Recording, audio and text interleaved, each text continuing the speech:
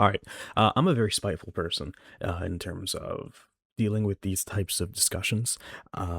This is purely motivated by the fact that I keep seeing like YouTube videos about Linux, and not to say that they're poorly made or misinformation. Something about them just really bothers me. I don't even really have the words to explain it. Uh, I just know that something about them pisses me off, and so much so that it made me look at my old presentation I did in college um, about Linux, which helped me learn a little bit more. And maybe it's the source of why these videos, these titles, what they actually contain, irritate me a lot. I'm by no means an expert. I'm literally just some guy. I use Linux on my this desktop dual boot window so I can still play PUBG. Okay, nothing crazy. It's just, I think the way people talk about it is just annoying. It's not that complicated, despite my little subtitle there. It doesn't deserve this um, grandiosity and this air of mystery. Um, Maybe 10 years ago, but that's not where we are anymore. Can you just talk about it like a normal person? Um, so I guess just to, I mean, I'm not going to adhere to my old presentation, going point by point and following exactly what the thing is, more so just ranting. But I'll use these as just helpful visuals as well as, I guess, guiding points as to what to talk about and when. But a lot of the time I hear people talk about Linux and they say Linux in situations to refer to things that don't make sense to me. Um, People use the term Linux interchangeably with a lot of different things, and I think terminology does matter when it comes to, at least for the very least, like searchability. Like if you're troubleshooting something, you need to have the terminology understood so you know what to look up. Um, so I think if for nothing else, I think it's important to know what words mean. And ultimately, like Linux itself, as long as people use it, like I said, interchangeably for a lot of different things, but ultimately it's just like the kernel of the operating system. If you don't know what an operating system is, then you know there's a lot of other videos who could probably more accurately explain that. And that's not a dig at you. I'm just not doing that really. The operating system at its core, I guess, is just the suite of software and programs that allow you to interact with your computer's, physical resources. Like it lets you use your CPU to compute numbers or use your CPU to render graphics. Whatever software you have, your operating system presents you means to use that software. That software then interacts with your hardware to give you the desired outcome. Realistically, that's all an operating system is. Now, Linux is not an operating system. It's inaccurate to refer to it as an operating system. Linux is a component of, yeah. Linux is the Linux is a component of an operating system. It is, in fact, that's even inaccurate to say. Linux is a necessary prerequisite of an operating system. Linux is a kernel. Um, the operating system relies on a kernel to translate all the programming and code that we understand and that we use into base level program stuff that interacts with like the physical hardware. It's a translation layer between software and hardware, effectively. Just prepares it for your CPU, for your RAM, for all the different hardware components on your motherboard to understand what's being asked of it. So no, this is not Linux, which obviously is a joke. Haha, I even pointed out there, blah, blah, blah, blah. But it's not a joke because it actually isn't Linux. I'm so funny, aren't I, guys?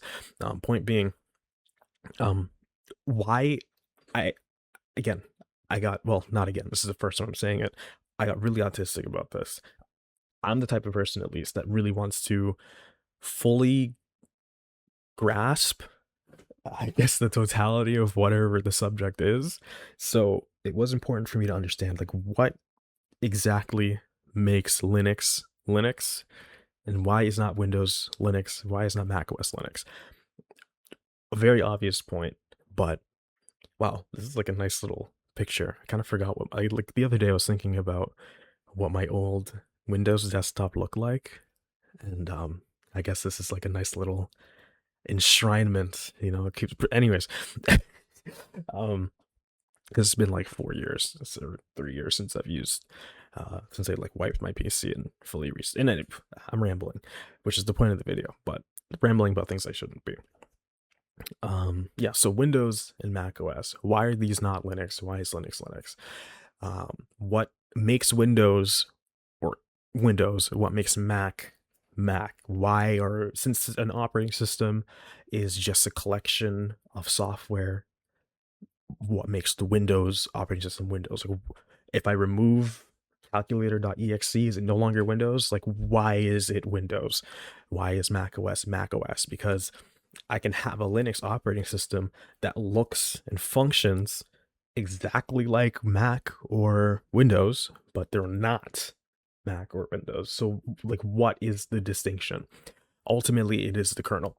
The kernel is what you could say defines the operating system.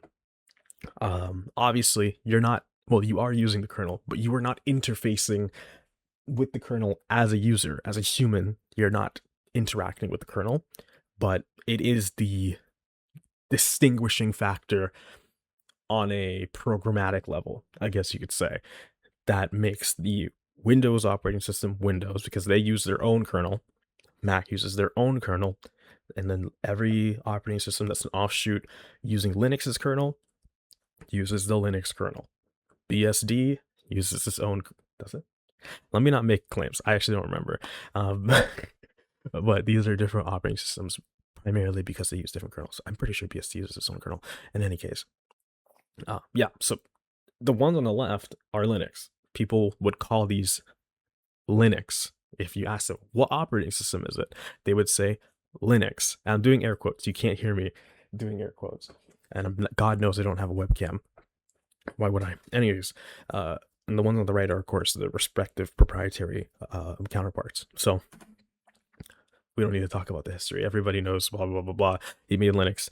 This is not to dismiss the importance of the history, but that's not what I'm talking about. So these are all quote unquote Linux, but they all look different, function different, behave different. So what are these other things that make you get Linux the way you want it to be? Like, why? Like, if I'm using Linux, how do I get these things to make it behave and work the way I want? Because I think ultimately that's the important thing. I think in my time experimenting with Linux and trying to build my own stuff in little VMs, the terminology was like learning the terminology was the best thing I did. And I stumbled across it, like it was not intentional, just trying to figure out what distinguishes different operating systems from each other. I learned the terminology to help me identify these components. And then when it came time for me to, I say build my own operating system, that makes it sound more grand than it really was. I just used Arch and then just kind of chose those different components and then, got it to the point where I wanted it to be, right? But if you, this is why, I think this is why it bothers me so much, like these videos and stuff. It doesn't teach people that. It just teaches people to be shoppers, right? This distribution's great for newbies because blah blah blah blah blah. It works just like Windows. Like, why don't you tell somebody what a window manager is? Is it harmful for them to know? Is it really such a scary thing to know what a terminal emulator is? Is it so scary for someone to hear desktop environment? It only benefits the viewer to learn what these things are so they can make their own decisions. And anyways, so all of those previous examples, maybe not all of them, especially the ones that are based on Arch, are like distributions. Arch is a distribution in and of itself, but I'll explain a little bit why it's different. And I'm not gonna play into like the Arch, by the way, meme. I think it's just annoying because it's not even like funny. It's not that hard to install. It's not that cool, guys. And I think that is the joke. Like, oh, Arch, by the way, but I don't know. I'm not playing that Joke. Sorry. Um, but yes, all of these things are collections of software built around the open source, publicly available Linux kernel. So people, they develop software for it, they collect software for it, they pre-package software in a way that's easy to distribute, and now all of a sudden you have an operating system. Wait, what's the next slide? Yeah, okay, good. I was gonna have to go back otherwise. So ultimately, in my understanding and in my time, at the very least, when I wrote this, the things that I understood and I still stand by help distinguish an operating system from one another in terms of like visual and functional recognition and distinction. It is the window manager, desktop environments, applications that come pre-installed, and the package managers. These are the things that kind of separate distributions from each other. And again, a distribution is just, look, I even have it at the bottom, are operating systems that use Linux as kernel and preset window managers, desktop environments, etc., etc. Not including all of those things. Some don't have desktop environments. I would say most of them have window environments or window managers, but not all of them, of course, especially not what you see in the quote unquote hard mode. But most of them are based either on Debian or Arch, which again are distributions in and of themselves using the Linux kernel, pre-packaging software so that it's usable. Because again, it's just the kernel itself is not really usable. It's just a base layer for you to create software that you can do things with the kernel, and then you create your calculator dot bash, right? Calculator dot sh, and then wow, I have an operating system. What's it called? Calculator OS. Like that's so. In any case, that's, I guess, functionally what you could call a distribution. The pre-packaging of window managers, desktop environments, applications, and package managers, and other things. So these are different distributions. Baseline, out of the box. I hate that term as well. Again, not because it's bad. I just hear it so much. It just annoys me. I'm petty, whatever. These are the different distributions. Some of the more common ones: Ubuntu, Fedora, Linux, Mint, OpenSUSE, Red Hat, Enterprise, Arch, whatever. These are all running the Linux kernel. I was about to say same kernel. Some of them use different kernels. There's different versions of the Linux kernel, like LTS and hardened, etc., etc. But the same kernel. And then they just have, for example, if you look at Ubuntu, it uses its own desktop environment. What is it? GNOME?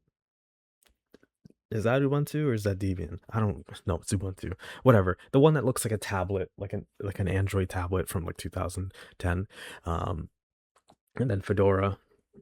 And even Fedora, there's different Fedoras you can install with different desktop environments, and Linux Mint, blah, blah, blah, blah. All of them, the main distinguishing factor between them is just what window manager, the desktop environment, and the package manager, as well as the applications that they come with. Simple as that. Literally. That's it. That's basically the only thing that separates these things, besides on a management side, like how they manage their package manager, how they do releases, their update schedule. I mean, on a file based level. That's all that really separates them. And then Arch is kind of the exception, because when you install it, you have nothing. You just have a working command line effectively. Which is why I suggest people use it. Not because it's badass and hard. Use Arch install if you want. I don't care.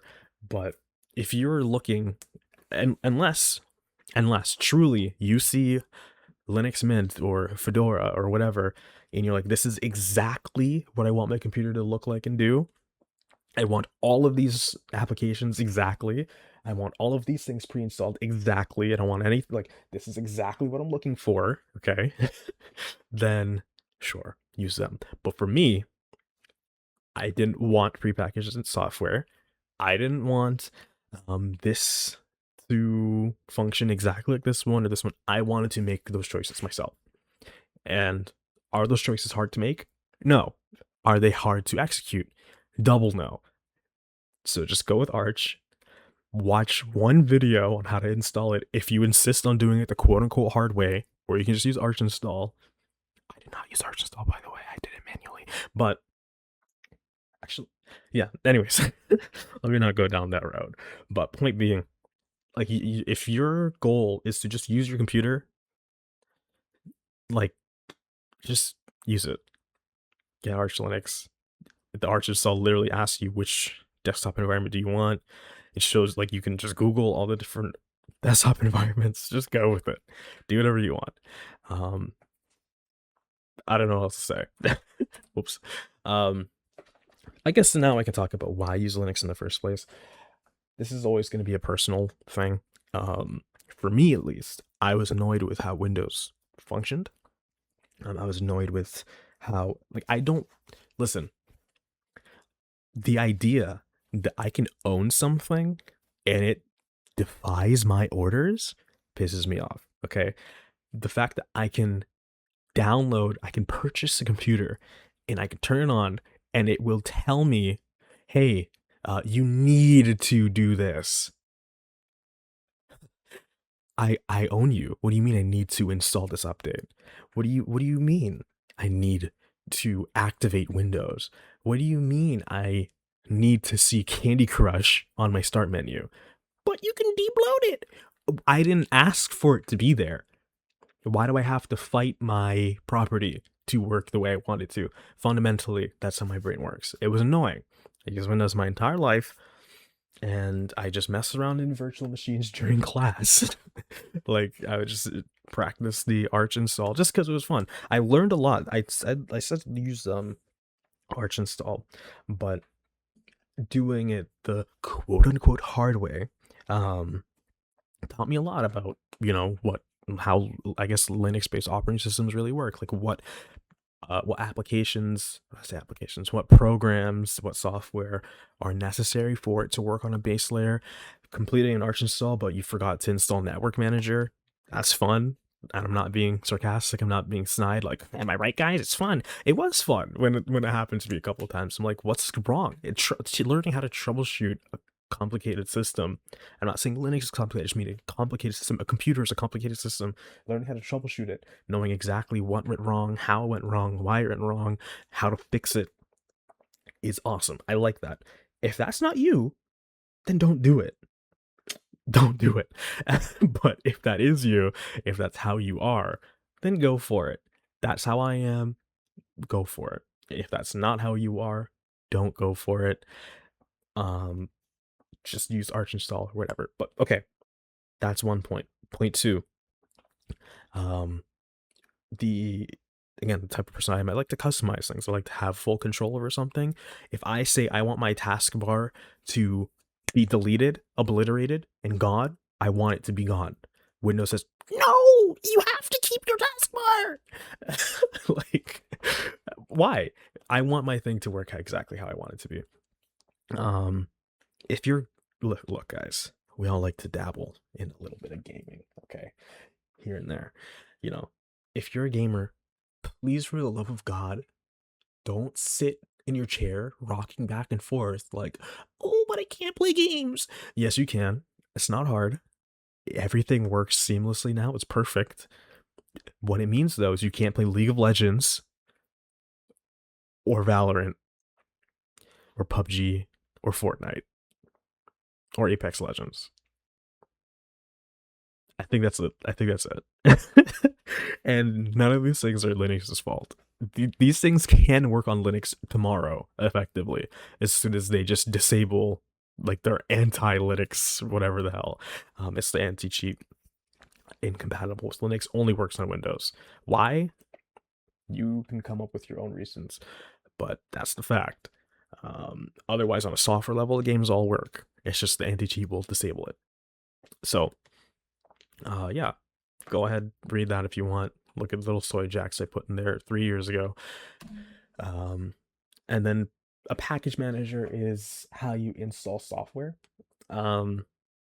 Instead of going to, like I had to do, because I'm on Windows right now. I was going to play PUBG, and then I was scrolling through YouTube, and I saw a fucking video, and I was annoyed. Point being, instead of going to obs.com and then clicking download, and then you click download, and then you click your browser, and like instead of doing all that, you just open your. And I'm gonna say something scary, guys. Okay, please, please strap in, put on your seatbelt. I'm about to say something that's so beginner unfriendly and terrifying. Okay, so please, you open your terminal and you type in, let's say just Arch. You type sudo pacman dash s. Okay, OBS, and that's it. I know how hard that was. I know how scary it is because again, using this. This is another thing that pisses me off with Linux videos. When they treat using the command line like it is advanced and like it's scary. I understand. Listen, I'm not an idiot. Okay, I'm not saying that because I work in IT, I'm not an idiot. This is just the follow up to my statement. I work in IT. I know what using a command line looks like to your average person, but it being perceived as hard is not the same as it being hard. Okay, so when we acknowledge, it's a different to acknowledge the preconceived notions that people have. It's an entirely different thing to play into it.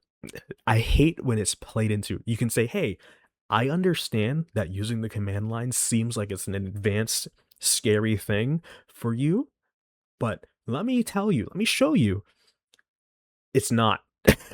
Versus your Linux video. I would not recommend this distribution to this player. I don't know what accent I'm doing. It wasn't Indian. That was more like an Eastern European thing. Um, I would not recommend, or Western European, I would not recommend this distribution to new people because they have to use the command line and that is advanced. I hate, like, what's wrong with you? And here's another thing I explain to people. It's like, because I play fighting games and a lot of my friends who never, ever, ever, ever, ever, ever will ever, ever, ever touch them. Because it's quote unquote too hard. Yeah, yeah, it's too hard. Go ahead, try playing Potemkin and Guilty Gear Strive and tell me that fighting games are hard. But point being, they're like, oh, it's too hard. It's not hard. You've just never done it. Okay, you've never done it. It's not difficult. If I had to explain to your mom how to play Counter-Strike, her brain would melt out of her head. But Counter-Strike is like the universal game everybody knows how to play.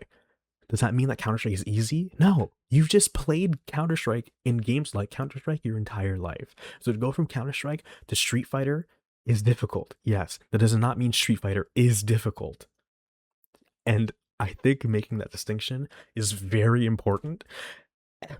Or at least it is to me. Because when you play into people's perceptions of difficulty, it only succeeds in pushing them away.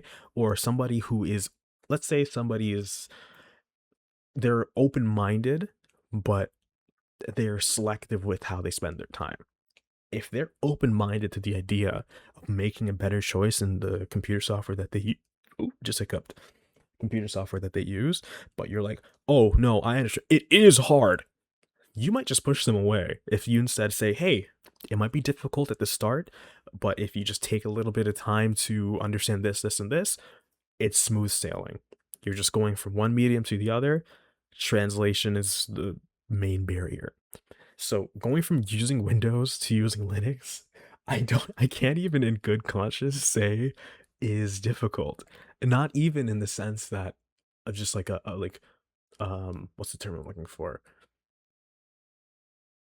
I don't know. I don't know what word I'm looking for, but not even in the sense that you are making a change in your daily operations. Depending entirely on what kind of operating system you're switching to will determine that. Going from using Windows to using an exclusively like windowed tiling manager, what is it, i3? What did I use? DWM. Going from Windows to using only DWM, sure, that might be a little difficult. Going from using Windows to using a KDE Plasma desktop environment, like, you see what I'm saying? Anyways, I'm getting caught up. Point being, these things are not difficult, and you should not say they're difficult. It's just new. That's it. Don't make people feel justified in being lazy. And I will, yes, it is laziness, because if you've spent your entire life using computers, you've built a computer, you're playing video games every day, okay, and you're saying that using Linux is too hard, I'm sorry, you are just lazy. It's not. Take half an afternoon to learn how to install a virtual machine and mess around with it, and then 2 afternoons after that, you're done. It's not difficult. It is not difficult. You just don't want to do it. Okay, that's a different. If you don't want to do it, you don't want to do it. You don't have to want to do it. But to call it difficult, that's where I take an issue. So yes, package managers. So you open your command line, you tell your package manager, I want to install this package, and then you've installed your package. You've installed OBS, you've installed Brave, you've installed Steam, just with one sentence. So, is that difficult? Let me not get started again. But yeah, package managers. I don't think this is really important, but yeah.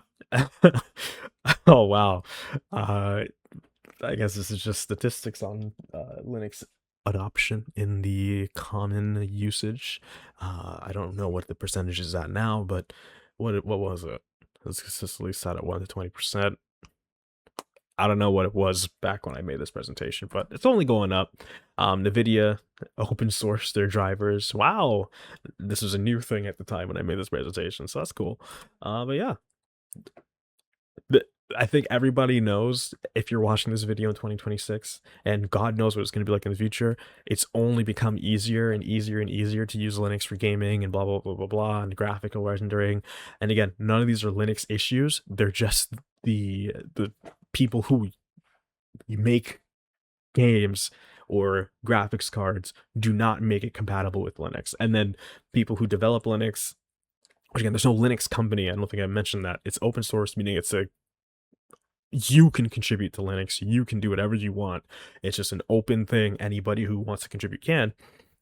There's a Linux Foundation, but that's, it's not, they own Linux. It's just a collective of people who work on it, blah, blah, blah, blah, blah. Point being,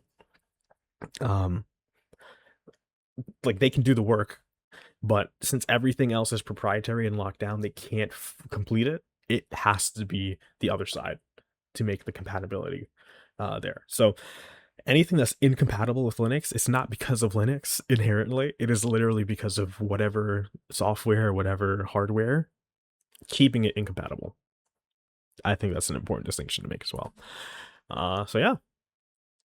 I'm trying to remember if there's any points I wanted to make that I haven't yet, but here's how I'd recommend switching to Linux if you want to. Delete TikTok. Okay, optional, but just try to have a little bit more patience in your life. Understand that things won't become instant.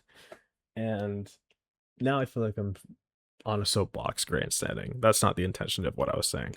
I'm just trying to say that I find a lot of people don't have patience to do anything that is not instant gratification. If that's you, then just try to be a little bit more patient, because I understand it's hard not to be like that in this day and age.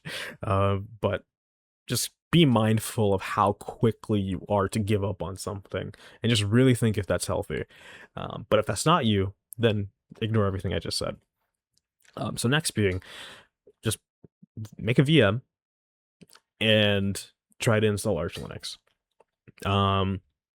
Look up different window managers. Look up Linux window managers, Linux desktop environments, Linux terminal emulators.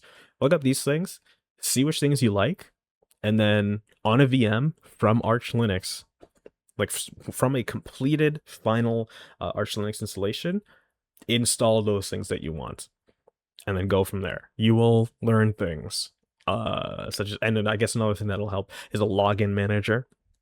That way, for example, for me, I have different environments. I have one KDE desktop environment. That's the one I primarily use. But before it was hiccuped again. Before it was Hyperland. That was my primary one. But I'm like, hey, it's actually a little annoying. As cool as this is more useful for like productivity, but not for just dicking around on my computer. So let me just use an actual regular, desktop environment. So I installed one, and I can switch between the two. I didn't have to remove Hyperland. I can use whichever one I want. You can get as messy and hands-on with this stuff as you want. But just understand you're not dealing with magic. None of this stuff is magic. None of this stuff is beyond your grasp. You don't have to be a tech person. This is just something that's new to you. And since it's new to you, it feels a little difficult. And that's fine. I'm not going to deny that it's going to feel difficult. But that doesn't mean it is. You're more than capable. Just take the time, and you'll get there eventually. There's a lot of resources out there to learn how to use these things. I was just complaining about how many of them suck, or I feel annoyed by them. That does not mean they suck. But ones that don't suck, that I would strongly recommend, just for at least getting your bearings. Luke Smith, Mental Outlaw. And with that being said, I'm sure a lot of people who are more in the know have created a mental profile of the type of person that I am. You may or may not be correct. I don't care. But at least I finally got this off my chest, because this stuff's been really annoying me for a while. Take care.